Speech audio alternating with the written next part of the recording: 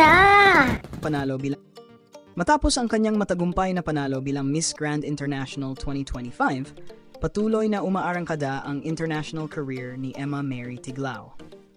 Kamakailan lamang ay kinumpirma ng ilang Thai media outlets na si Emma ay opisyal ng kinuha bilang endorser at promoter ng isa sa pinakamalalaking 5-star hotels sa Thailand.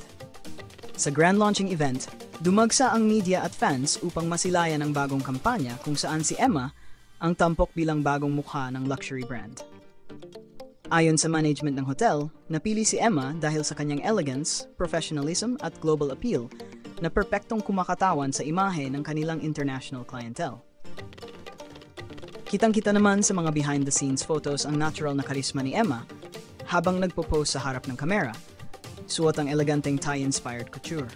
Ibinahagi rin ng ilang guests na labis silang humanga sa kababaang loob ni Emma kahit na siya na ngayon ang isa sa pinakakilalang beauty queens sa Asia. Sa kasalukuyan, naghahanda si Emma para sa serye ng promotional shoots at TV appearances sa Bangkok bilang bahagi ng kanyang kontrata. Tunay ngang patuloy niyang pinapatunayan na siya ay hindi lang Miss Grand International 2025, kundi isang global ambassador of beauty, culture, and class.